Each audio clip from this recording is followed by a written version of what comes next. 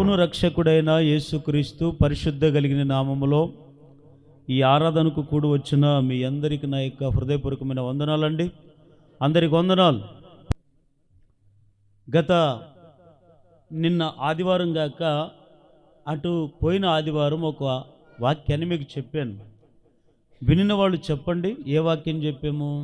ఆ వారం ఏం చెప్పామంటే, సంఘములో మానక చేయవలసినవి ఏమి అని మనము చెప్పుకున్నాం. 3 మాటలు చెప్పండి, ఎవరైనా విన్నవాళ్ళు టకటక చెప్పండి. ఏమేమి చేయాలి? మానక మేలులు చేయాలి, మానక మేలులు చేయాలని. రెండవది మానక దేవునికి కృతజ్ఞతలు చెల్లించాలని. మూడవది మానక దేవునికి 10వ వంతు ఇవ్వాలని మనము ఈ అటు ఆదివారం మనం చెప్పుకున్నాం. దాంట్లోనే ఇంకొక భాగం కూడా మిగిలి ఉంది. ఈ ప్రభబల రోజు చెప్పాలని దేవుడు నన్ను ప్రేరేపిస్తే ఈరోజు నేను మీకు ఆ అంశాన్ని మరలా చెప్తాను. బైబిల్ తెచ్చిన వారు అందరూ కూడా బైబిల్ తెరవండి. ఒక మాటని పూట మనం చదువుకుందాం. పరిశుద్ధ గ్రంథముల నుండి హెబ్రీయులకు రాసిన పత్రిక 10వ అధ్యాయము 24వ వచనాన్ని ఎవరైనా గట్టిగా స్పష్టంగా చదవండి. కొందరు మానుకొనుచున్నట్టుగా సమాజముగా కూడుట మానక ఒకనినొకడు హెచ్చరించుచు ఆ దినము సమీపించుట మాని మీరు చూచుట కొలది మరీ ఎక్కువగా అలాగు చేయుచు ప్రేమ చూపుటకును సత్కార్యము చేయుటకును ఒకనినొకడు పురి కొల్పవలెనని ఆలోచింతుము. చాలు, అందరు గట్టిగా హల్లెలూయా అని చెప్పండి. ఇక్కడ పౌలు గారు హెబ్రీ పత్రికలు రాస్తూ ఆయన చెప్పిన మాట అందరు శ్రద్ధగా వినాలి. ఏమని చెప్పాడు పౌలు గారు అంటే, కొందరు మానుకొనుచున్నట్టు సమాజముగా కూడుట మానక ఏమేం చేయాలి? ఒకరినొకరు హెచ్చరించుకోవాలి, ఒకరినొకరు సహించుకోవాలి, ఒకరినొకరు ప్రేమ చూపాలి, సత్కార్యం చూపాలి. ఇవి చూపడమే కాదు ఏం చేయాలి తెలుసా? ఒకరినొకరు పురిగొలుపుకున్నోళ్ళంట. ఏం చేయాలి? పురిగొలుపుకోవాలా. పురిగొలుపుకోవడం అంటే పనికిరాను కలుపుకొని పోవడం. కొన్నిసార్లు ఏమైనా మన దృష్టికి కీడు చేసినా కూడా, సరే బాబు ఇప్పుడు చేసావు ఇంకోసారి చేయొద్దు, అట్లాగా మంచిగా చెప్తూ పురుగలుపుకొని పోవాలని పౌలు గారు చెప్పాడు. అయితే నేను ఇక్కడ మీకు ఒక మాట జ్ఞాపకం చేస్తాను. ఏ మాట అంటే, కొందరు సమాజం కూడుట మానుకుంటారంట. సమాజము అంటే ఏమి అర్థము? సంఘము. సమాజం అంటే అర్థమేమి చెప్పండి? సమాజం అంటే అర్థమేమే? సంఘం. అంటే కొంతమంది సంఘము కూడటం మానుకుంటారు. పరిశుద్ధ గ్రంథంలో ఈ సంఘం అనే సమాజంలో మనమందరం కూడా ప్రతి ఆదివారం కూడుకోవాలి. ఇది దేవుడు పెట్టిన ఒక నిబంధన అని మనందరికీ తెలుసు. పరిశుద్ధ గ్రంథంలో మనం చూసినట్లయితే మన పితరులు ఎందరో దేవుని మందిరాన్ని నిర్లక్ష్యం చేయలేదు. దేవుని మందిరంలో సంఘములో కూడుట మానుకోకుండా ప్రతి నిత్యము అనుదినము వారు తప్పుకోకుండా కూడుకునేవారని మనము ఆదివారం అద్భుతంగా మనం విన్నాం. నిజమే. ఈరోజు సంఘాన్ని మనం కూడుకుంటున్నాం. ఆదివారము ఒక ఆదివారం వస్తే మళ్ళీ ఇంకొక ఆదివారం తప్పకుండా వస్తున్నామా? సమాజము అంటే సంఘములో ఎప్పుడెప్పుడు మనం కూడుకోవాలి అంటే, అపోస్తుల కార్యం 2వ అధ్యాయం 46వ వచనం, మరియు వారు ఏక మనస్కులై ప్రతిదీ కూడుకొనుచు ఇంటింట రొట్టె విరుచుచు దేవుని స్తుతించుచు ప్రజానందముతోనూ నిష్కపటమైన హృదయముతోనూ ఆహారము పుచ్చుకొని చుండిరి. చాలు, వినండి. ఇక్కడ కొంతమంది గురించి బైబిల్లో రాయబడిన మాట. ఒక 3000 మంది రక్షణ లేదు, బాప్తిసం లేదు, దేవుని నమ్మలేదు, లోకములో ఉన్నారు, త్రాగుబోతులుగో దొంగలుగో రకరకాలు ఆ దినాల్లో నశించిపోతుంటే పేతురు అనేటువంటి దైవజనుడు వెళ్ళి వాక్యాన్ని బోధిస్తున్నాడు. వాక్యాన్ని బోధిస్తూ ఉంటే ఆ వాక్యం ఒకే వాక్యం చెప్పాడు. మనలాగా రకరకాల వాక్యాలు చెప్పలేదు. ఒక్కసారి చెప్తే అక్కడే 3000 మంది పైబడే ఉన్నారు. అంతమందిలో 3000 మంది వారు చెప్తున్న వాక్యాన్ని విని హృదయాన్ని నొచ్చుకుని ఏం చేయబడ్డారు తెలుసా? పేతురు గారి దగ్గరికి వచ్చి అడిగారు, అయ్యా ఇప్పుడు మమ్మల్ని ఏం చేయమంటావు? ఏమి లేదు, ఈ లోకానికి మీరందరూ వేరే రక్షణ పొందండి. ఇది మూర్ఖపు లోకం, ఇది చెడిపోయే లోకం, ఇది నాశనమయ్యే లోకంలో నుంచి మీరు రక్షణ పొందండి అని చెప్పాడు. వెంటనే వినిన వారందరూ కూడా రక్షణ పొంది మారుమనసు పొంది బాప్తిసం తీసుకొని రక్షింపబడినాట దినం మొదలుకొని ఎప్పుడెప్పుడు కూడుకునేవారంట? అనుదినం అని ఉందా? వారానికి ఒకసారి ఉందా? లేదా నెలకు ఒకసారి ఉందా? సంవత్సరానికి ఒకసారి ఉందా? ప్రతి దినం ఎక్కడ కూడుకునేవారంట? దేవాలయములు కూడుకునేవారంట. ఈరోజు నేను రక్షింపబడి 3 ఏళ్ళు అయిండొచ్చు, 10 సంవత్సరాలు అయిండొచ్చు, 20 సంవత్సరాలు అయిండొచ్చు, లేదా నెల అయిండొచ్చు, 2 నెలలు అయిండొచ్చు, 5 నెలలు అయిండొచ్చు. కానీ రక్షింపబడిన ఆట నుంచి నేను ఒక్క ఆదివారం కూడా దేవుని మందిరం తప్పలేదండి అన్నవాళ్ళు ఒకసారి ఎవరైనా చేతులు ఎత్తండి. మనకెన్ని పనులున్నా తప్పకుండా సమాజం కూడటం మానకూడదు.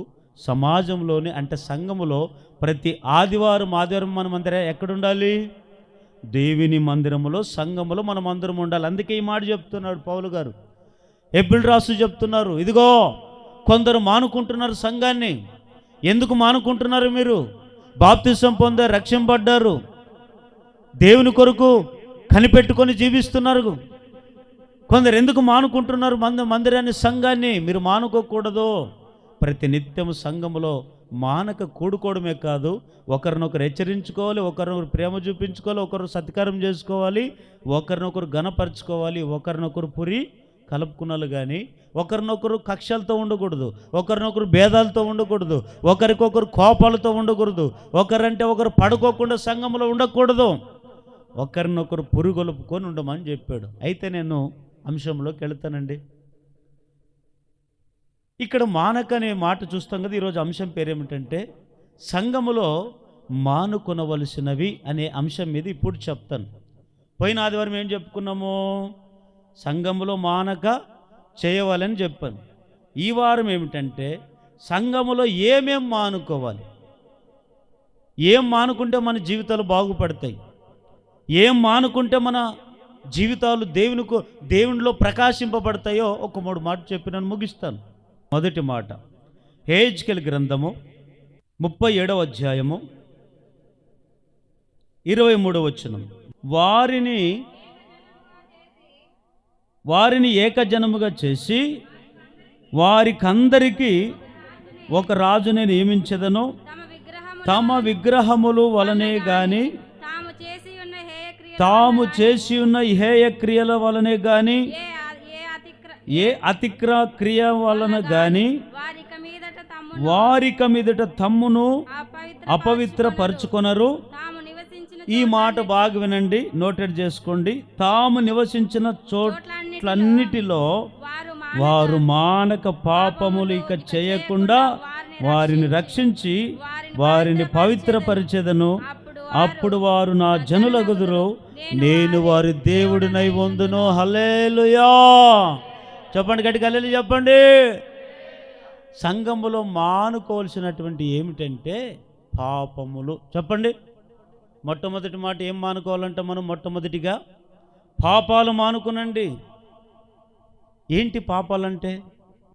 ఈరోజు పాపాలంటే ఏమిటో ఒకసారి మీరు చెవి పెట్టినండి. ఈరోజు కొద్దిగా లోతుకు ధ్యానం చేద్దాం. చాలామంది పాపములోనే జీవిస్తున్నారు, పాపములోనే పుట్టారు, పాపములోనే చస్తున్నారు. అసలు పాపం అంటే ఏమిటి చెప్పండి? మీ దృష్టిలో ఏమేమి పాపం ఒక్కొక్కటి చెప్పండి, మీకు తెలిసినవి. పాపం అంటే ఏమేమి చెప్పండి, చెప్పండి అమ్మ, ఎవరని చెప్పండి.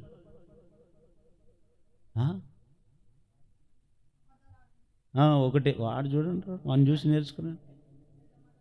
చెడ్డ మాటలు మాట్లాడకూడదు. ఇంకా చెప్పండి, ఇంకా పాపాలంటే ఏమేమి? చెడ్డ మాటలు వినకూడదు. ఇంకా ఇవేనా? అంటే కొంతమంది వ్యభిచారం ఇది పాపము, దొంగతనం చేస్తే పాపము, బూతుల మాటలు మాట్లాడితే ఇప్పుడు ఇన్ని రకాల పాపాలు ఉన్నాయి కదా, ఈ పాపాల్లో కూడా 2 రకాలు ఉంటాయి. అందుకే శ్రద్ధగా వినమంటున్నా. పాపాలు కూడా 2 రకాలు ఉన్నాయి. ఏమిటా 2 రకాల పాపము? మొట్టమొదటి రకమైన పాపం ఏమిటో తెలుసా? మరణకరమైన పాపము అనేది ఉంది. రెండవ పాపం ఏమిటంటే మరణకరము కాని పాపము కూడా ఉంది. చదవండి ఆ మాట కూడా. యోహాను రాసిన మొదటి పత్రిక 5వ అధ్యాయము 16వ వచనం.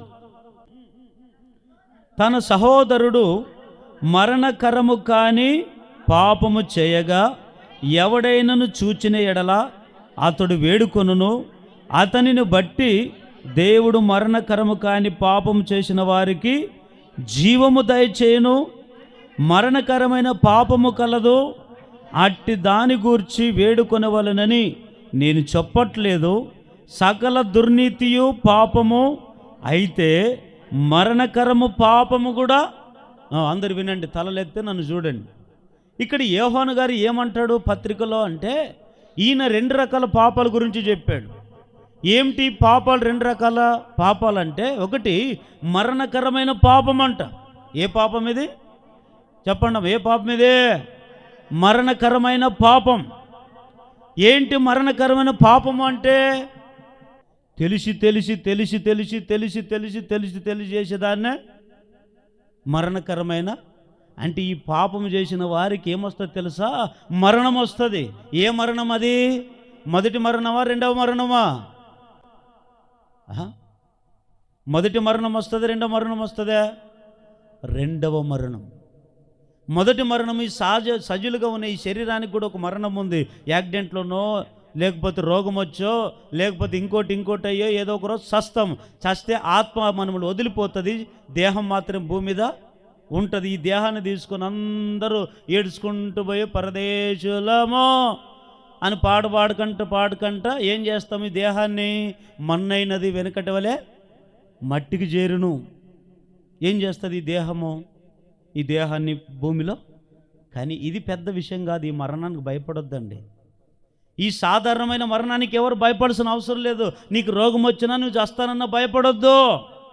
నీవు దేనికి భయపడాలంటే మరణకరమయ్యే పాపంతో నువ్వు చస్తావు చూడు, దానికి భయపడు. ఏమిటి?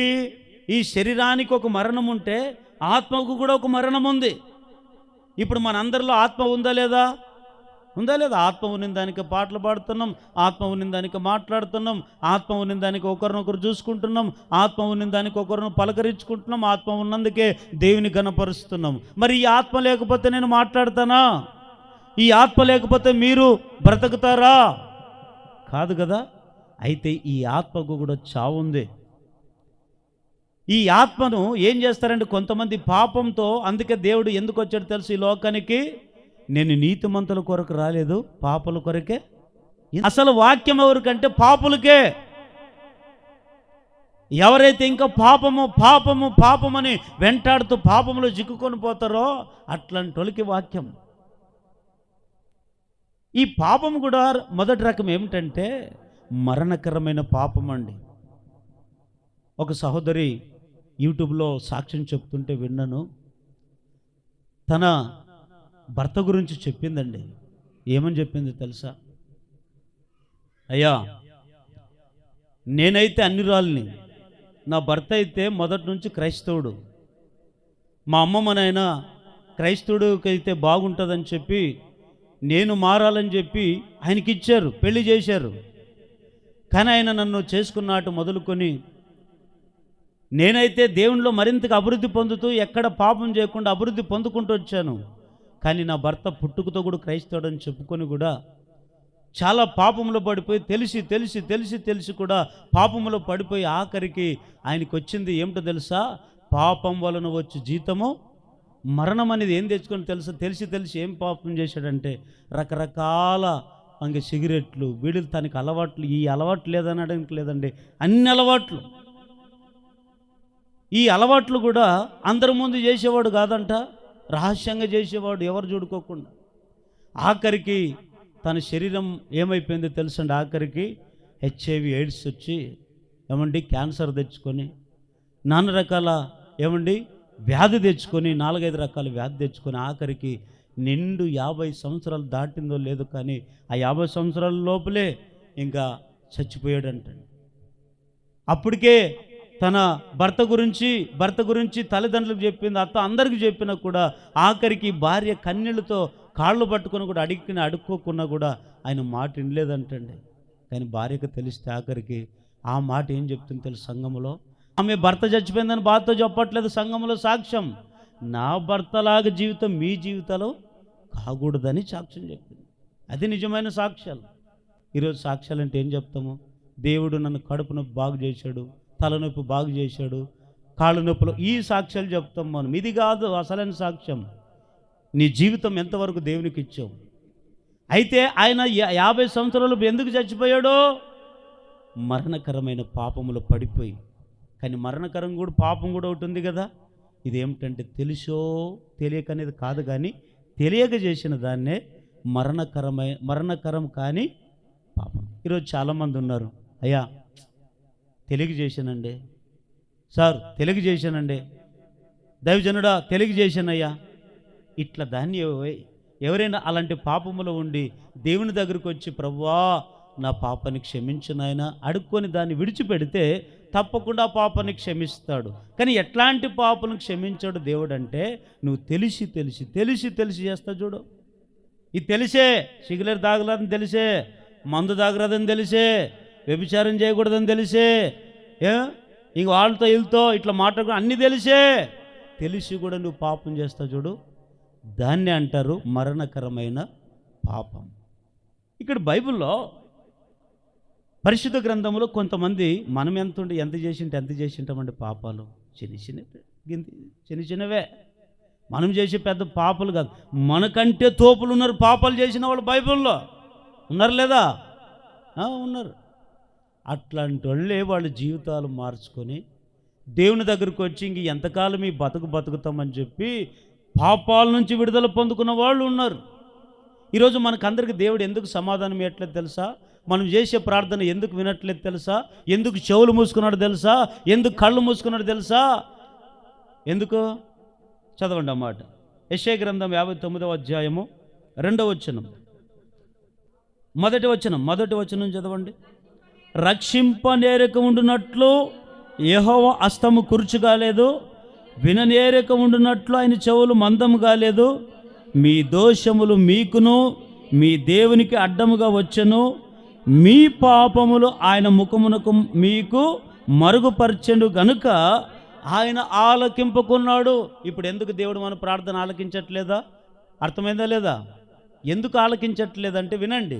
ఇప్పుడు మనం మొరపెడుతున్నాం, తండ్రి నా అప్పులు తీర్చు, తండ్రి నాకు రోగాలు బాగు చేయి, దేవా నన్ను అట్లా చేయి, దేవా నన్ను అందరికంటే గొప్ప చేయి, దేవుడా నన్ను అందరికంటే బాగు చేయి అని నువ్వు వేడుకుంటున్నావు. పదే ప్రార్థన చేస్తున్నావు. మంచిదే, ప్రార్థన చేయొద్దని వాక్యం చెప్పట్లేదు, దేవుడు కూడా చెప్పలేదు. నువ్వు చేసే ప్రార్థన దేవుడు వినాలంటే అప్పుడు ఏం చేయాలి? నీవు చేసే ప్రార్థనలో ఏముండకూడదు? పాపం అనేది. అందుకే అంటాడు ఈయన, అదే అంటాడు, రక్షింపకుండునట్లు దేవుని హస్తం అంటే చెయ్యి. ఆయన కుర్చు కాలేదు, కుర్చుకంటే ఇరిగిపోలేదు అని దాని అర్థం. విననేరిక ఉండునట్లు ఆయన చెవులు, ఆయన అన్నీ చూస్తున్నాడు. నీ పరిస్థితి నా అందరిని చూస్తున్నాడు. కానీ నీకు ఆపదలు వస్తున్నాయి, కష్టాలు వస్తున్నాయి, దేవుడు కొన్నిసార్లు ఆదుకోవాలని చూస్తున్నాడు, ఆదుకోవాలని చూస్తున్నాడు, నీ మొర వినాలని చూస్తున్నాడు. కానీ ఏమొస్తున్నాయి తెలుసా? మనకును దేవునికి అడ్డంగా ఏమొస్తున్నాయి? మనం చేసిన పాపాలు ఉన్నాయే, ఆ పాపాలు అడ్డం వస్తున్నాయి. ఈ పాపాలు ఏం చేస్తాయి? దేవా వీడు ఎంత దుర్మార్గుడో తెలుసా? వీడు ఒకరితో కాదు దేవా, ఈమె ఒకటి కాదు దేవా, ఈమె అంత రోడ్డు మీద పడింది, ఆమె ప్రార్థన ఏంటికింటావు? నీ గురించి నీవు మొరపెట్టేది కాదు, నువ్వు చేసే పాపాలే దేవునికి మొరపెడతాయి. దేవా ఆయన ప్రార్థన ఎందుకు వింటావు? దేవా ఇది మామూలుడు కాదు. దేవా మనుషులు చెప్పేది ఒక నమ్మొచ్చండి, కానీ మనం చేసిన పాపాలే దేవునికి. అందుకే ఈరోజు మనకి ఎందుకు దేవుడు ప్రతిఫలం ఇవ్వట్లేదంటే, దేవునికి చాలాసార్లు అనుకుంటాడు దేవుడు అంత కనికరపూర్ణుడు ఆయన అంటే, నువ్వు తెలియక చేసిన దాన్ని అయితే తొందర ఆలకిస్తాడు. తెలియక చేసి ఉంటావు, పాపం మీద తెలియదు నీకు, ఇట్లా మాట్లాడకూడదని తెలీదు, ఇట్లా పని చేయకూడదని తెలీదు. అది అట్లాంటి దాన్ని దేవుడు స్వీకరిస్తాడు, ఆ ప్రార్థన వింటాడు.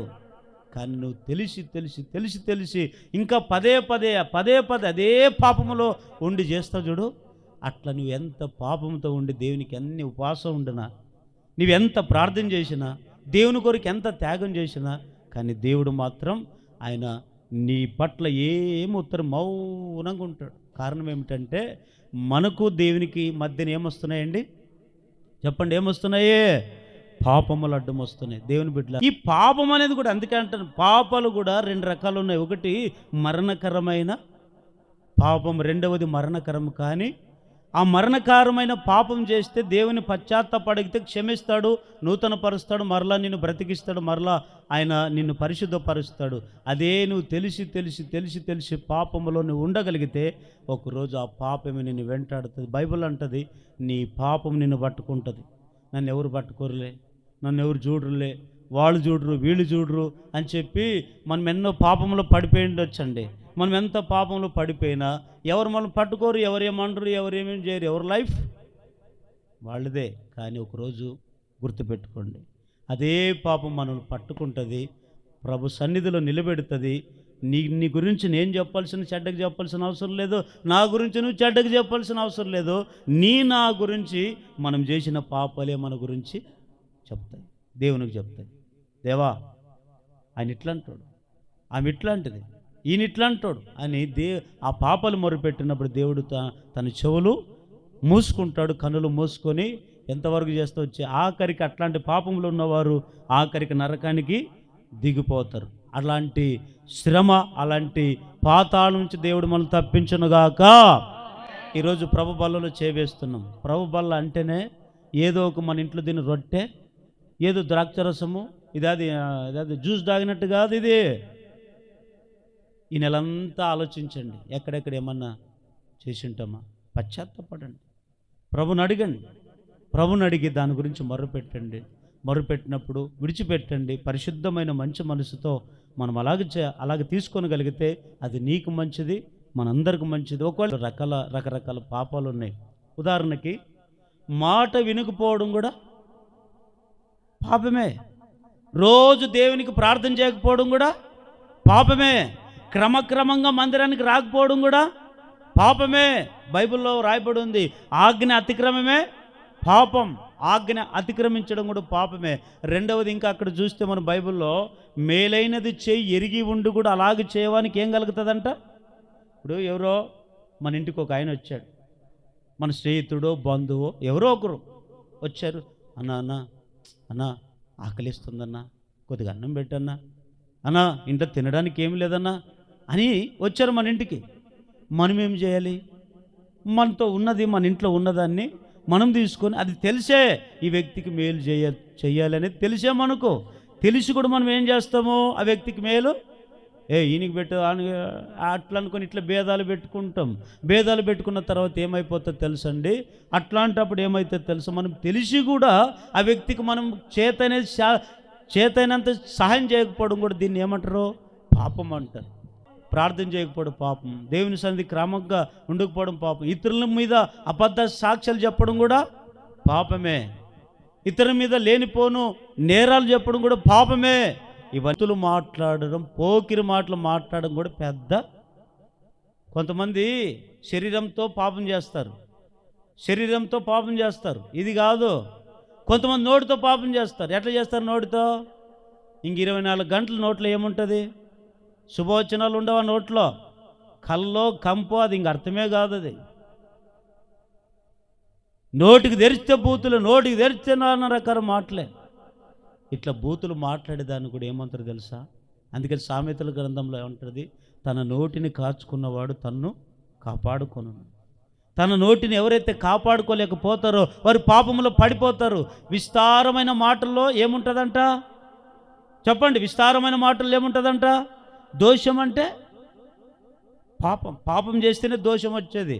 అందుకే ఎవరితో పడితే ఎక్కువసేపు మాట్లాడకండి. ఏం మాట్లాడాలా అదేం మాట్లాడండి. ఎంత మాట్లాడాలి? ఇంకొకరు మాట్లాడారు అనుకోండి, ఇంకా గంట అయినా తెలీదు. ఇంట్లోనే ఏదైనా పాలు పొంగిపోయి ఎక్కి బారుతున్నా కూడా ఈమెకి ఏం కావాలి, బయట మాటలు కావాలి. మాటలు పిట్ట. ఏ పిట్టిది చెప్పండి, ఏ పిట్ట? కొంతమంది మాటలు విస్తారంగా ఏం మాటలు అవి? పనికిరాని మాటలు. అందుకని ముసలమ్మ ముచ్చట్లు కట్టిపెట్టి నువ్వు ఎక్కడికి రావాలి? బైబిల్ చదువుకో, సమాధానం వస్తుంది. ప్రార్థన చేసుకొని ఇంటిని కట్టుకుంటావు, జ్ఞానం తెచ్చుకో, నీ కుటుంబాన్ని కట్టుకుంటావు. స్త్రీ అయినా పురుషుడైనా వారితో ఏం మాటలు ఇవి? దేవుని మాటలు చెప్పండి వినరు. అది లోకపు మాటలు చెప్పండి, వాళ్ళు ఇట్లా వీళ్ళు ఇట్లా ఆయమ్మ ఇట్లా ఈ అక్క ఇట్లా అయ్యన్న ఇట్లా అంటే ఇంక ఈ చెవులు ఇంత పెద్దగా అవుతాయంట. అందుకని పౌలు గారు అంటాడు, తిమోతే ఇది అంత్య దినాల్లో ఈ కాలములో మనుషులు ఎట్లుంటారు తెలుసా? కల్పన కథల వైపు తిరుగు కాలం ఇది. ఎంతసేపు నీ చెవులు అట్లాంటి మాటలు చెప్పు, చెవులు అంత పెద్దగా షార్ట్గా చేసుకొని ఎన్నైనా వింటారు. అదే దేవుని మాటలు చెప్పండి వినరు. దేవుని బిడ్డలు ఒకసారి వినండి, ఎక్కువ మాట్లాడకూడదు, పాపమేనండి. బైబిల్లో మనం చూసినట్లయితే ఓసారి సొదొమ గొమొర్రా పట్టణం గురించి దేవుడు ఏమన్నాడు? ఈ సొదొమ గొమొర్రా పట్టణంలో చాలామంది ఉన్నారు కదా. ఆ పట్టణం అసలు ఎట్లున్నారు తెలుసా? చిన్న పిల్లల నుంచి మొదలుకొని పెద్దల వయసు అయిపోయిన వారు వరకు ఎట్లయిపోయారు? అందరూ పాపంలో ఉన్నారు. వీరు చేస్తున్న పాపం ఒకటి కాదు, రెండు కాదు, రోజు పాపమే. అంటే ఆ గ్రామంలో ఏముంది అలవాటు ఉందో తెలుసండి? మీకు ఎప్పుడు వినని ఒక మాట చెప్పుదనా? అది ఆ గ్రామంలో, ఆ పట్టణంలో ఎవరైనా కొత్తగా స్త్రీ కానీ పురుషుడు కానీ కనబడితే, చిన్నపిల్లలు అయితేమే, మధ్య వయసు అయితేమే, ముసలోళ్ళు అయితేనేమి, ఎవరైనా సరే కొత్తగా ఎవరైతే కనబడతారో ఆ పట్టణంలో వాళ్ళతో పాపం చేసేంత వరకు వదిలిపెట్టరు. అదే పెద్ద ఘోరమైన పాపం. పట్టణ ప్రజలు కూడా ఎవరైతే కొత్తగా కనబడతారో వీళ్ళు మంచోళ్ళ చెడ్డోళ్ళ వీళ్ళని చూడరు. వాళ్ళతో సాంగత్యం చేసేంత వరకు వారికి నిద్ర పట్టేవాళ్ళు కాదండి, దమ్మిగబడి వారిని ఎంత హింసించేవాళ్ళు అంట.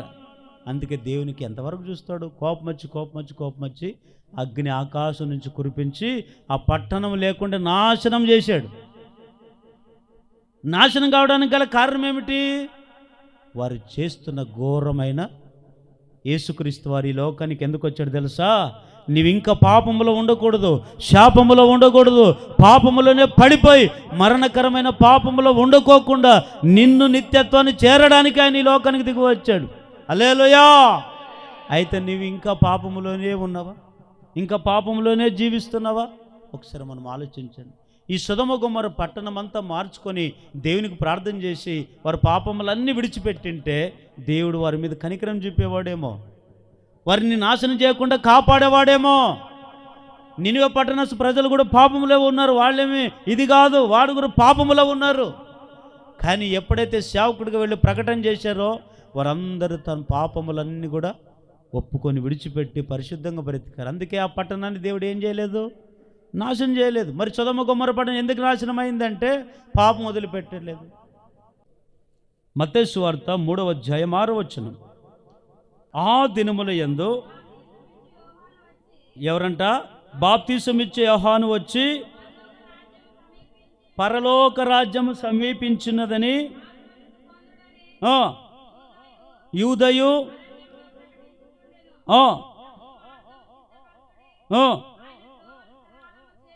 చేయుడని అరణ్యములో కేకలు వేయవకని శబ్దమా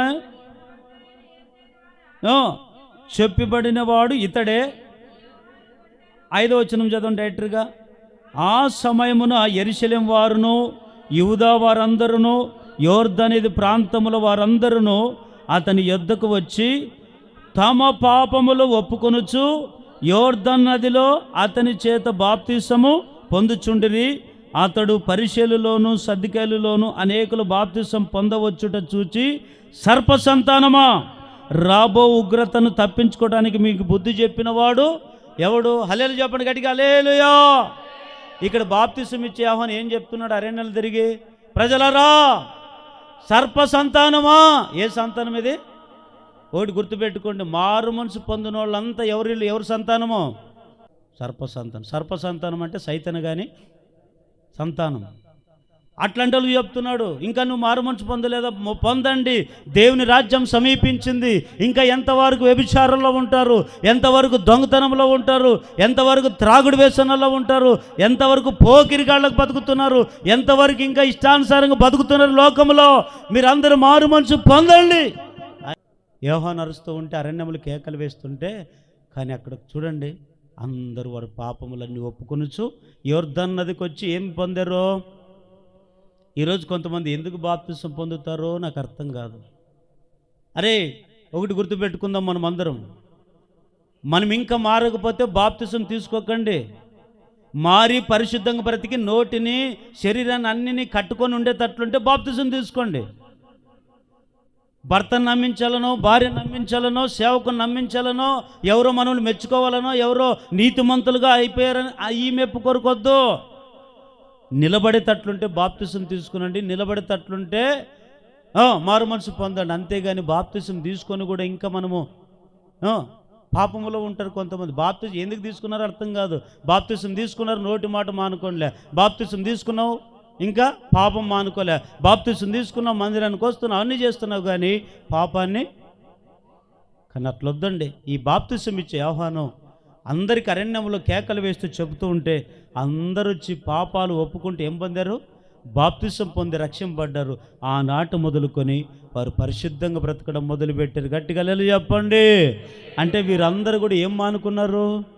పాపములను మానుకున్నారు. ఈరోజు మనం సంఘంలో మనం అందరం కూడా ఉన్నాం కదా, మనం కూడా ఏం మానుకోవాలంట? చెప్పండి, ఏం మానుకోవాలి?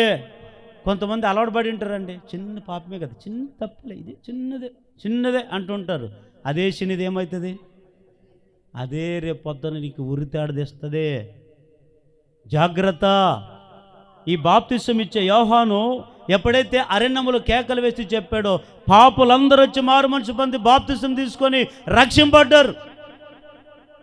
ఇంకొక స్త్రీ కూడా ఉంది కదా బైబిల్లో, చాలామంది ఉన్నారు. ఒక స్త్రీ, ఎవరో ఒక గ్రామం అంతా పట్టబడి ఏం చేశారు? పాపం చేస్తుంటే పట్టుకొని తీసుకొని వచ్చి యేసుప్రభు దగ్గర నిలబెట్టారు. బోధకుడా, ఇదిగో ఈమె వ్యభిచారం చేస్తూ పట్టబడింది మాకు.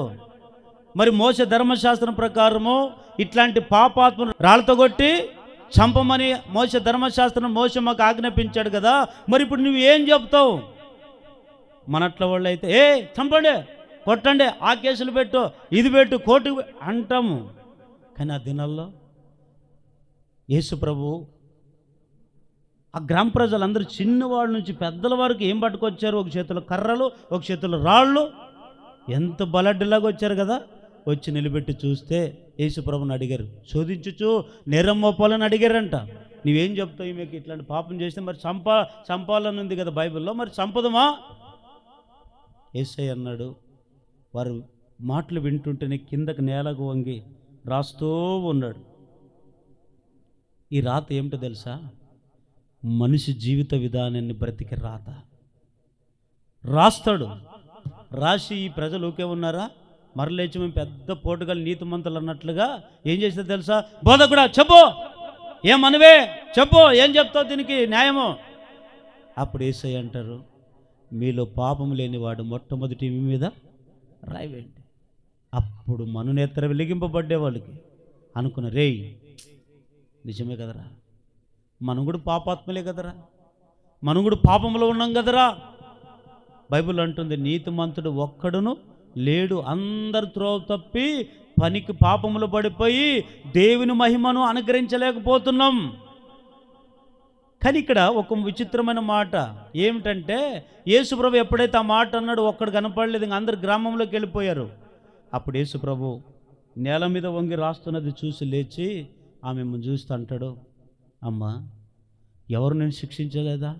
అప్పుడు అంటది ఆమె, అయ్యా ఎవరు నన్ను శిక్షించలేదు అన్నప్పుడు యేసుప్రభు ఏమన్నాడు? సరేలమ్మా, ఇంక ఇప్పుడు బతికిపోయావో, ఇంకోసారి ఎవరు కనపడుకోకుండా పాపం చేయి అన్నాడా? ఎవరు చూడినట్టు చేయి అన్నాడా? కంటికి కని కనపడుకోకుండా చేయి అన్నాడా? అమ్మా ఇక మీదట నువ్వు పాపములు చేయొద్దు, నేను నిన్ను శిక్షించను అన్నాడు. అప్పుడే ఇంక అదే లాస్ట్ జీవితం, పాప జీవితం. పాపం మానుకునింది, పరిశుద్ధంగా బ్రతికింది. గట్టిగా హల్లెలూయా చెప్పండి. కొంతమంది బాప్తిసం తీసుకోండి అంటే తీసుకోరు, మారు మనసు పొందంటే మారు. ఎంతకాలం పాపంలోనే ఉంటారు కొంతమంది. ఎంతకాలం బతుకుతావు? జాగ్రత్త. ఇంకా పాపములో ఉన్నావా? ఒకరోజు ఆ పాపము నిన్ను నాశనం చేస్తుంది. పాపం నలిగిపోతుంది, ఎవరు చూడరు కదా అని చెప్పి ఇష్టానుసారంగా పాపంలో ఉన్నావా? ఒకరోజు ఆ పాపమే నిన్ను పాతాళానికి తీసుకుపోతుంది. అయితే మనమందరము ఏం మానుకోవాలి? సంఘములో మొట్టమొదటిగా మన పాపములన్నీ మానుకొందముగాక. రెండవది హోషేయ గ్రంథము 12వ అధ్యాయము 1వ వచనం. ఎఫ్రాయిము గాలిని మేయుచున్నాడు, తూర్పు గాలిని వెంటాడుతున్నాడు, మానక దినమెల్ల అబద్ధములు ఆడుచు బలత్కారము చేయుచున్నాడు. జనులు అశ్షూర్యులతో సంధి చేసెదరు, ఐగుప్తునకు తైలము పంపించెదరు. ఒకసారి రెండు మీ చేతులు ఎత్తండి, అందరు ఇట్లా ఎత్తండి. 2 సార్లు గట్టిగా లేలు అని చెప్పండి. ఇంకోసారి చెప్పండి.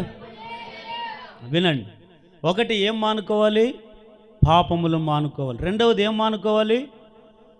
ఈ మాట చెప్తాను వినండి. ఎఫ్రాయిము అనేటువంటి ఒక వ్యక్తి గురించి బైబిల్లో రాయబడిన మాట. ఎఫ్రాయిము గురించి దేవుడు చెప్తున్నటువంటి మాట ఏమిటో తెలుసా? ఎఫ్రాయిమును దేవుడు ఎంత ఇష్టపడ్డాడు తెలుసా? ఎఫ్రాయిము గురించి దేవుడు చెప్పిన మాట ఒకటే, ఏమిటో తెలుసా? ఎఫ్రాయిము నా ముద్దు బిడ్డ. అంటే ఎంత ప్రేమించాడు చూడండి ఎఫ్రాయిము. మనకు కూడా ఇంట్లో ముద్దు బిడ్డలు ఉంటారు లేదా? నలుగురున్నా కూడా బాగా ఎవరైతే బాగా మనకు మాట వింటారో అట్లాంటి వాళ్ళు బాగా ఇష్టపడతాం. నాకు లేక పుట్టిన బిడ్డండి, అదే బిడ్డ కొంపలు నాశనం చేసిపోయింటుంది. లేక పుట్టిన కుమారుడండి అంటారు, మురిసిపోతారు 2 నాళ్ళు. అదే కుమారుడే రేపు పొద్దున ఆ ఇంటికి కొంప నాశనం చేసి తల్లిదండ్రుల మాట వెనుక పోతాడు. దేవుడు ఎఫ్రాయిం మీద పెట్టుకున్న ఆశ. ఎఫ్రాయిం ఏం చేశాడు తెలుసా? మానక దినం వల్ల అబద్ధాలు చెప్పుకుంటూ తిరిగాడంట. ఏం చేశాడో? ఏం చెప్తున్నాడో చెప్పండి. ఏం చెప్తున్నాడో? అబద్ధాలు. ఈరోజు మనమందరం కూడా ఏం మానాలి? రెండవది ఏం మానాలి? అబద్ధాలు మానాలి. ఒకటి పాపం మానాలి, రెండవది అబద్ధాలు మానాలి. అబద్ధాలు ఆడింది ఎవరు? మొట్టమొదటి వ్యక్తి భూమి మీద. భూమి మీద అబద్ధాలు చెప్పిన మొట్టమొదటి వ్యక్తి ఎవరంటే కయీను. ఎవరో? ఈ కయీను ఏం చేశాడు? తమ్ముని చంపి దేవుడు చూసి అడిగినప్పుడు ఏం చెప్పాడు? కరెక్టా లేదా? మీరు ఇష్టాన్ని చంపొచ్చు, తమ్ముని దగ్గరకు వచ్చి చూసి దేవుడు చూశాడు. దేవుడు చూసి ఏమన్నాడు? కయీను, నీ తమ్ముడు ఎక్కడా? నీ తమ్ముడు ఎక్కడా? అప్పుడు ఏం చెప్పాలినా? ఏం చెప్పాలి? దేవా, నేనేదో కోపములో ఆవేశం ఎక్కువ, ఆలోచన తక్కువ నాకు నాయన. కోపములో నేను చంపాను నాయన, నన్ను క్షమించు నాయన అని అడగలా వద్దా? ఒప్పుకోలే వద్దా? ఒప్పుకోలేదు. ఏం చేశారు తెలుసు? నేనేమో తమ్ముని కాపలవాడినా? కాపలు పెట్టేవా అంటాడు. అందుకే ఏమైపోయాడు? దేశ దిమ్మరుగా. చూడండి, ఈరోజు చాలామంది అబద్ధాలు. అందరం చెప్పట్లేదు, కొంతమంది. ఎన్ని రకాల అబద్ధాలు అంటే నోటికి రోజు ఎన్ని అబద్ధాలు చెప్తారు కొంతమందికి తెలియదు. కొంతమంది అబద్ధాలు ఒక దగ్గర ఉంటారు, ఒక దగ్గర చెప్తారు. ఎంతకాలం? ఇది క్రైస్తవుడు కదా, క్రైస్తవురాలు కదా. అరే నోటికి ఎందుకు వస్తాయి అబద్ధాలు? క్రైస్తవునికి ఎందుకు విలువలేదు తెలుసా? అన్యజనుని ఎద్దట క్రైస్తవుని మీద అన్యజనుడు గమనిస్తున్నాడు.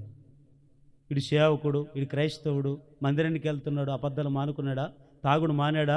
ఇష్టానుసారం తిరిగేది మానాడా? పాపాలు మానాడా అని చూస్తాడు. ఇంకా నువ్వు వానికంటే హీనంగా బతికితావు, ఇదే క్రైస్తవుడు అంటాడు. అందుకే ఈరోజు మన మీద ఇంత పడింది జనాలు. అదే కొద్ది కరెక్ట్గా నీతిగా బ్రతికితే ఒకడు అంటాడు మనల్ని. ఆలోచించండి. అబద్ధాలు చెప్పి ఏమైపోయాడు? ఒకసారి చదవండి.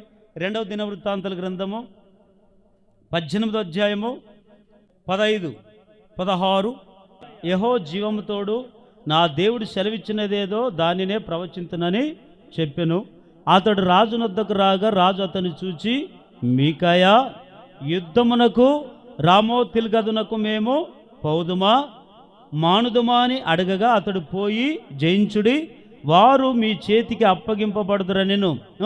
అప్పుడు రాజు యెహోవా నామమును బట్టి అబద్ధము కాక సత్యమే పలుకుమని నేను ఎన్ని మార్లు నీ చేత ఒట్టు పెట్టించుకొందునో అని అతనితో అనగా, అతడు కాపర్లేని గొర్రెల వలె ఇశ్రాయేలు వారందరూ పర్వతముల మీద చెదిరిపోవట చూచి తిని, వీరికి యజమానుడు లేడని, వీరిలో ప్రతివాడు తన ఇంటికి సమాధానంగా పోవాలననియు యెహోవా సెలవిచ్చు. ఇక్కడ వినండి, ఇక్కడ ఈయన పేరు ఏమిటో తెలుసండి? మీకయ. ఎవరండి? మీకయ. ఇశ్రాయేలు ప్రజలు ఏలే ఒక రాజు ఉన్నాడు. ఆ దినాల్లో యెహోషాపాతు కూడా ఉన్నాడు. ఈ దినాల్లో ఏం జరిగిందంటే కొద్దిగా యుద్ధం ఏదో జరుగుతుంది, యుద్ధానికి పొమ్మని ఈ మీకయ చెప్తాడు. అక్కడ ఈ రాజు కూడా ఆ పెద్ద సంఘటనలండి, లోతుకి వెళ్ళట్లేదు దాని విషయం, కొద్ది క్లుప్తంగా చెప్తానేనండి.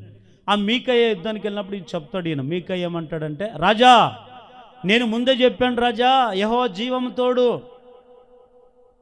జీవం తోడు యుద్ధానికి వెళ్ళమంటావా వద్దంటావా అని అడుగుతుంటే ఈయన ఎట్లున్నాడు తెలుసా రాజు, నువ్వు ఎన్నిసార్లు చెప్పాలి నీకు అబద్ధాలు చెప్పొద్దని, ఎన్నిసార్లు చెప్పాలి నీకు అబద్ధాలు చెప్పొద్దని ఒట్టు పెట్టించుకున్నానే, నీ ఒట్టు పెట్టి కూడా నువ్వు అబద్ధాలు చెప్తావే అని అంటున్నాడు. అక్కడ అంటూ యెహోషాపాతుకు చెప్తా. తర్వాత అధ్యాయమంతా మీరు చదువుకోండి ఇంటికి వెళ్ళినాక.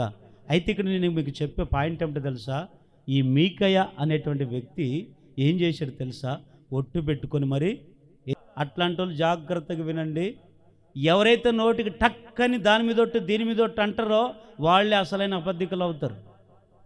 నిజాలు పలికే వాళ్ళు ఎప్పుడు కొంత తొందర ఒట్లేరు. బైబిల్లో యేసుక్రీస్తు వారు అదే చెప్పింది మనకు. చదవండి ఆ మాట, మత్తయి సువార్త 5వ అధ్యాయము 33వ వచనం. అప్రమాణము చేయక నీ ప్రమాణములను ప్రభునకు చెల్లింపవలెనని పూర్వీకులతో చెప్పబడిన మాట మీరు విన్నారు కదా. నేను మీతో చెప్పున్నదేమనగా, ఎంత మాత్రం ఒట్టు పెట్టుకునొద్దు, ఆకాశం తోడనవద్దు, అది నా దేవుని సింహాసనం. భూమి తోడనవద్దు, అది ఆయన పాదపీఠం. యెరూషలేము తోడనవద్దు, అది మహారాజు పట్టణం. నీ తల తోడని ఒట్టు పెట్టుకునొద్దు.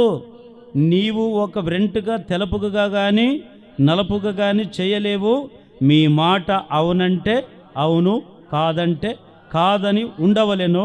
వీటికి మించినది దుష్టు నుంచి పుట్టినది. చూడండి ఇక్కడ యేసుప్రభువారు ఏం చెప్పారు, మనుషుడు గారు చెప్పింది దేవుడు చెప్పాడు. ఏం చెప్పాడు, మీరు ప్రమాణం చేసేటప్పుడు జాగ్రత్త.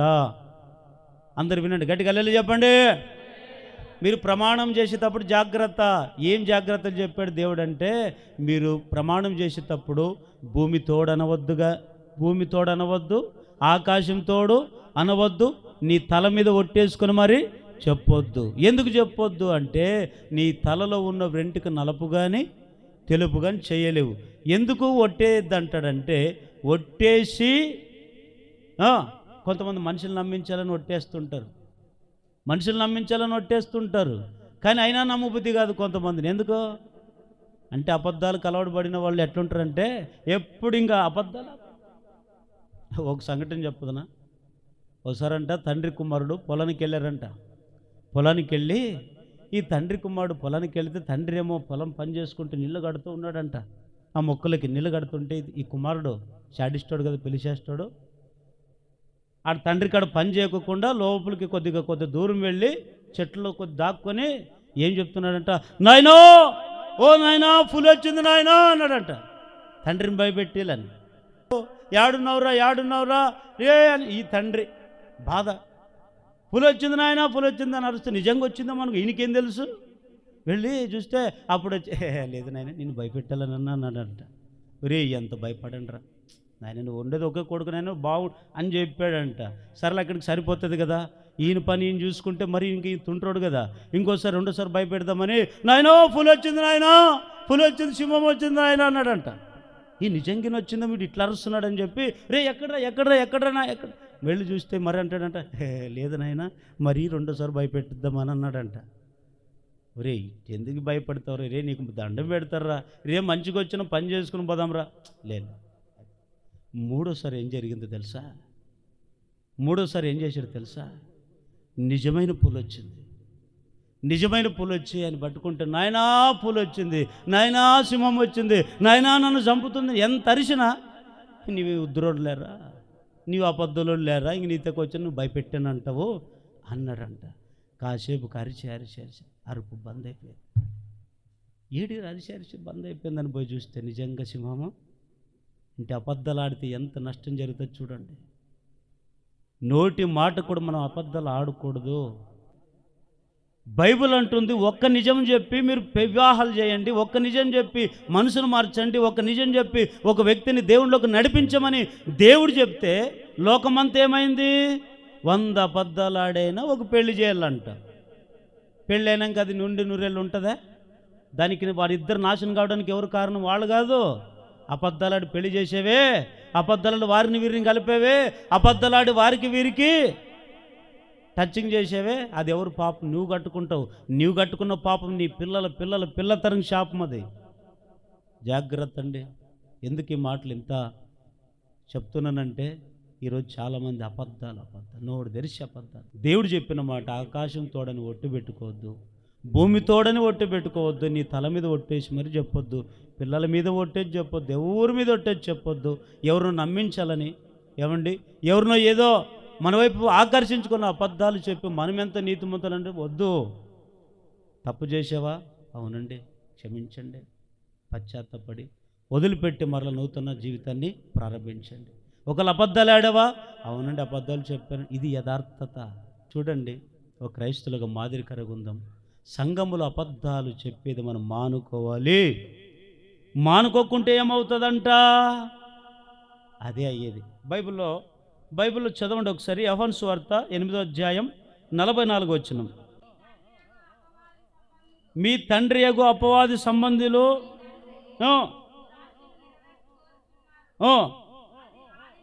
ఆది నుండి వాడు నరహంతకుడై ఉండి సత్యమందు నిలిచిన వాడు కాడు, వాని యందు సత్యమే లేదు. వాడు అబద్ధమాడినప్పుడు తన స్వభావము అనుసరించుటే మాట్లాడును. వాడు అబద్ధికుడు, అబద్ధమునకు జనకుడై. ఈరోజు అబద్ధాలు చెప్పేవాళ్ళు ఎవరున్నారు? తండ్రి ఆత్మవారులు లేదు. ఎవరున్నారు?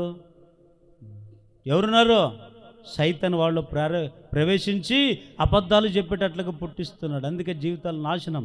ఈరోజు చూడండి, అబద్ధాలు చెప్పేవాళ్ళని ఎక్కువ నమ్ముతారా? నిజాయితీకి చెప్పేవాళ్ళని ఎక్కువ నమ్ముతున్నారా? చెప్పండి. అబద్ధాలు చెప్పేవాళ్ళని ఎక్కువ నమ్ముతున్నారా? నిజాలు చెప్పేవాళ్ళని ఎక్కువ నమ్ముతున్నారా?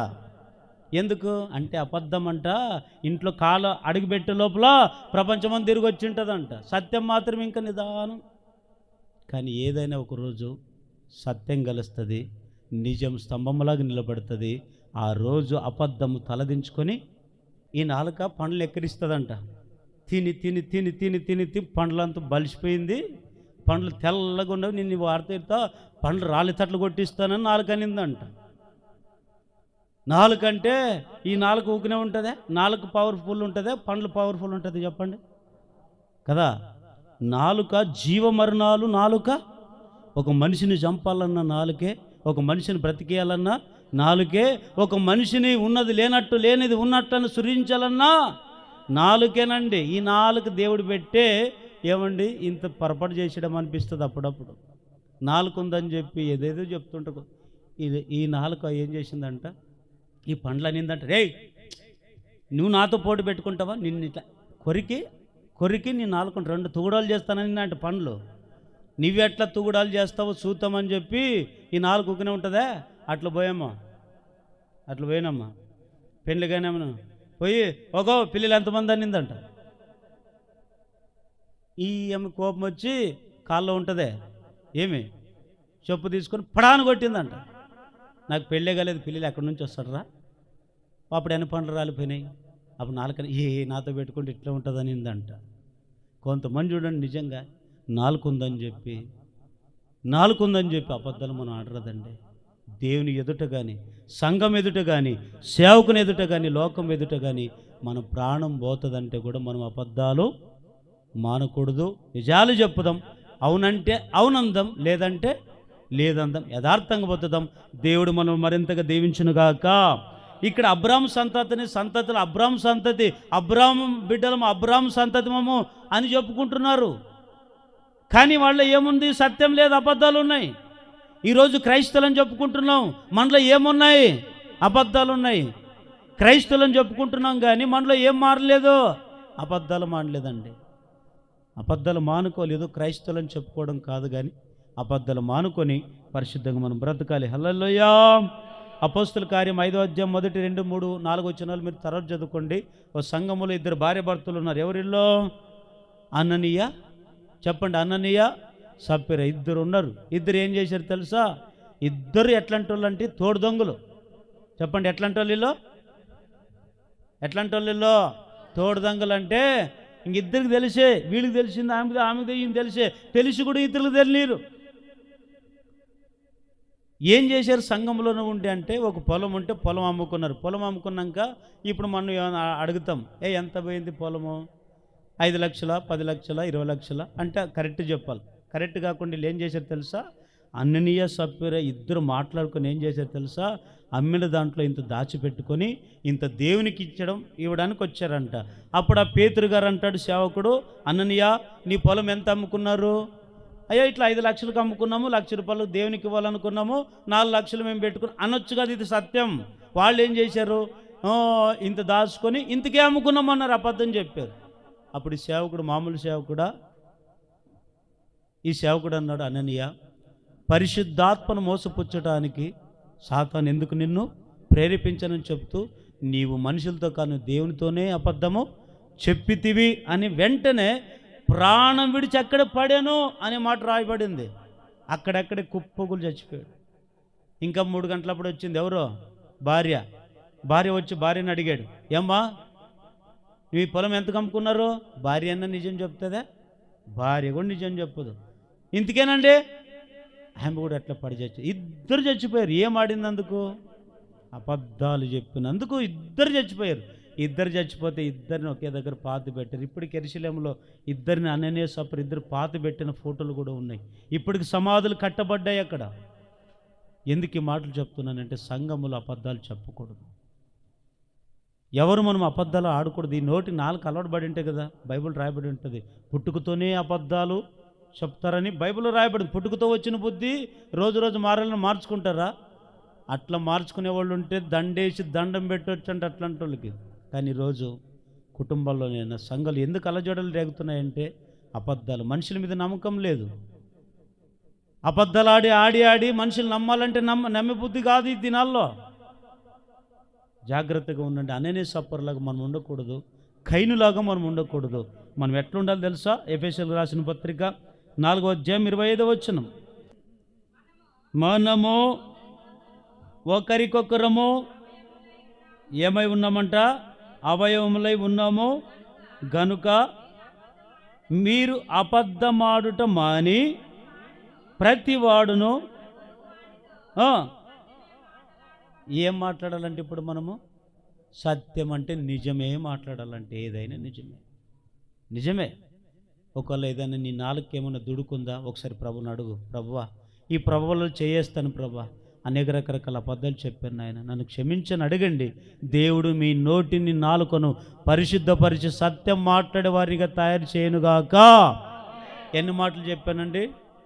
3వది ఒక్క రిఫరెన్స్ చదవండి, ముగిచ్చేసుకుందాం. ఇంకా దానియేలు గ్రంథము చివరి మాట, దానియేలు గ్రంథము 9వ అధ్యాయం 13వ వచనం. ఇదొక శాస్త్రమందు వ్రాసిన కీడంతయు మాకు సంభవించినను మేము మా చెడు నడవడి మానక పోతిమి, నీ సత్యమును అనుసరించి బుద్ధి తెచ్చుకున్నట్లు మా దేవుడైన యెహోవాను సమాధానపరచక పోతిమి. చాలు. 3వది ఏం మానాలంటే చెడు నడవడి. ఏం మానాలంట? చెప్పండి, అందరు చెప్పండి, గట్టిగా వెళ్ళి చెప్పండి, ఇంకోసారి హుషారు గట్టిగా చెప్పండి. 3వది ఏం మానాలంటే చెడు నడవడి. ఏం మానాలి అంటే చెడు నడవడి అంటే చెడు జీవితం. చెడు జీవితాన్ని మనం మానుకోవాలి, మంచి పేరు కలిగి తెచ్చుకోవాలి. చెడు జీవితాన్ని ఎందుకంటే దానియేలు గ్రంథంలో వారి గురించి రాయబడి ఉంది. వీరు చెప్పిన మాట, మోషే ధర్మశాస్త్రమందు రాసిన కీడెంత మాకు సంభవించినా కూడా మేము చెడు నడవడి మానలేదు అంటారు. ఈరోజు దేవుడు ఎన్ని శోధనలు పెట్టినా, ఎన్ని బాధలు పెట్టినా, ఎన్ని కష్టాలు పెట్టినా, ఎన్ని ఆటంకాలు ఎదురు చెప్పినా, ఎన్ని చేసినా మనుషులకి ఏం మానట్లేదంట? చెప్పండి, ఏం మానట్లేదు? చెడు మానట్లే, చెడు నడవడం మానట్లే, చెడు ప్రవర్తన మానుకోవట్లే. ఇంకా ఇంత చెడుకు చెడు తెచ్చుకొని మనుషులు నశించిపోతున్నారు. దేవుని బిడ్డలారా, ఇక నుంచి అయినా మనమందరము చెడు నడవడి మానుదుముగాక. బైబిల్లో ఒక మాట మనం చూస్తాం. ఎవరు గురించి? ఈయన ఒక ఆయన ఉన్నాడు కదా, ఎవరైనా? నోవాహు ఉన్నాడు లేదా? నోవాహు ఉన్న దినాల్లో ప్రజలందరూ ఎట్లా బతుకుతున్నారు? మంచిగా బతుకుతున్నారా? కాదు, చెడు నడవడి. చెడు చేస్తూ ఉన్నాడు. చెడు చేస్తూ ఉంటే దేవుడు చూసి హృదయంలో నొచ్చుకున్నాడంట. సంతాపపడిన మాట మనం చూస్తాం. ఈ ప్రజలు చేసిన చెడుతనాన్ని బట్టి దేవుడు సంతాపపడి వీరు పుట్టించినందుకు నేను బాధపడుతున్నానని చెప్పి నోవాహు ప్రత్యక్షమే అంటాడు, నోవాహు నీ ఒక్కడే మంచివాడు కనబడుతున్నావు, నీవు నీ కుటుంబం కొరకు ఒక ఓడను కట్టుకో, కానీ ప్రజలందరూ కూడా నీ నాశనము. ఎందుకు నాశనం అయిపోయారు తెలుసా? వారు చెడు నడవడి. 120 సంవత్సరాలు నోవాహు సువార్త చెప్పాడు. ఒకరంటే ఒకరు మారారా? ఒకరంటే ఒకరు చెడుతనాన్ని మానుకున్నారా? మానుకోలేదు కదా. మానుకోలేనందుకు దేవుడు ఏం చేశాడు? వారు నాశనం చేశాడు. నోవాహు కుటుంబాన్ని మాత్రమే ఏం చేశాడు? బ్రతికించాడు. గట్టిగా లేని చెప్పండి. ఈరోజు నోవాహు దినాలు జరిగినట్లుగా మరలా ఈ భూమి మీద అలాంటి ప్రళయం రాబోతుంది. మీరు అనుకోవచ్చు, ఈరోజు మేము బాగున్నాం, మాకేం తక్కువ, మేము ఎన్ని అబద్ధాలు ఆడుతున్నాం, ఎన్ని పాపాలు చేసినా దేవుడు మమ్మల్ని ఏం శిక్షించట్లేదు, దేవుడు కనికరం చెబుతాడు, దేవుడు అంతటో క్షమించినాడు అని ఇట్లా ఒకవేళ అట్లా భ్రమలో మనం బతుకుతున్నట్లయితే జాగ్రత్త. ఒకరోజు నీ మీదకి ఉగ్రత దినము వచ్చినట్లుగానే కోపం వస్తుంది. స్త్రీ ప్రసవేదన వచ్చేటప్పుడు నొప్పులు ఎప్పుడు వస్తావో ఆమెకు తెలుసా? అట్లాగా మనుషులకు ఉరి వచ్చినట్లుగా వస్తుంది. జాగ్రత్తగా చెడు నడువు మానుకుందాం. ఎవరికైనా కీడు చేసేవాళ్ళకు ఉన్నామా? ఎవరికైనా చెడు నడువు చేస్తూ ఉన్నామా? ఇంకా పాపములో అబద్ధాలు కొరుక్కొని పోయి ఉన్నామా? వాటన్నిటి నుంచి మనం మానుకుందాముగాక. చెప్పండి, గట్టిగా ఆమె చెప్పండి. అందరూ వీటన్నిటిని మానుకుంటే అప్పుడు మనం అందరం పరిశుద్ధపరచబడతాం. వాటిని మానుకొని విడిచినప్పుడు మన చెడిపోయిన పేరును మంచి పేరుగా దేవుడు తెస్తాడు. అందుకని అంటాడు, సుగంధ తైలము కంటే మంచి పేరు మేలు. సుగంధ తైలం కంటే ఏ పేరు మేలు? మనకు మంచి పేరు తెచ్చుకుందాం. ఉన్న 3 నెలలైనా అందరిలో మంచి పేరు తెచ్చుకుందాం. అందరిలో మంచిది, మంచోడు అనిపించుకుందాం. ఏమండి, ఈయన క్రైస్తవుడు అని ముద్ర వేసుకుందాం. అలాగే బ్రతుకుదాం, అలాగే చేద్దాం, అలాగే దేవుని రాజ్యంలో యుగయుగములు నిలిచిందముగాక. ఈరోజు సంఘములో మనం అందరం ఎట్లాగైతే ఇంతమంది ఉన్నామో ఇదే మంది పరలోకములు కూడా అందరం ఉండాలి. మనం ఏ ఒక్కరు తప్పిపోవడానికి వీల్లేదు. పరలోక రాజ్యం మనకు శాశ్వతం, ఈ లోకం శాశ్వతం కాదు. ఏదో 3-4 బ్రతుకు కాదు, ఎట్లన్నా బ్రతకొచ్చు, అబద్ధాలు ఆడుకుంటూ బతకొచ్చు, పాపం చేస్తూ బతకొచ్చు అని విర్రవీగు బతకొచ్చు. అవన్నీ ఎంతకాలం ఉండవు, 2 నాళ్ళే. కానీ జీవితకాలం మనం బ్రతకాలంటే ఏం మానాలి? 1 చెప్పండి, పాపాలు మానండి. చాలు, ఇంక చేసిన పాపాలు చాలు. ఇంతవరకు బతికిన జీవితం చాలు. ఇంకా ఇంతవరకు మనకు వయసు వచ్చిన సగం అయిపోయింది, ఇంక చాలు. ఇక నుంచి ఆ పాపం మానుకుందాం. 2వది, అబద్ధాలు మాను. ఎక్కడ ఎవరైనా సరే, ఎక్కడైనా ఉండు, సంఘంలో ఉండు, ఇంట్లో ఉండి, ఎక్కడైనా ఉండు, నీ నోటికి అబద్ధాలు రానియకండి. ఒకళ్ళు వచ్చిందా వెంటనే దాన్ని విడిచిపెట్టి సత్యం మాట్లాడడానికి ట్రై చేయండి. 3వది, చెడు నడువును మానుకునండి. పరిశుద్ధంగా బ్రతుకుదాం. పరిశుద్ధంగా ఉండే దేవుని రాజ్యాన్ని కొరకు యుగ యుగములు నిలిచుందముగాక. అట్టి కృప మీ అందరికి దేవుడు అనుగ్రహించునుగాక.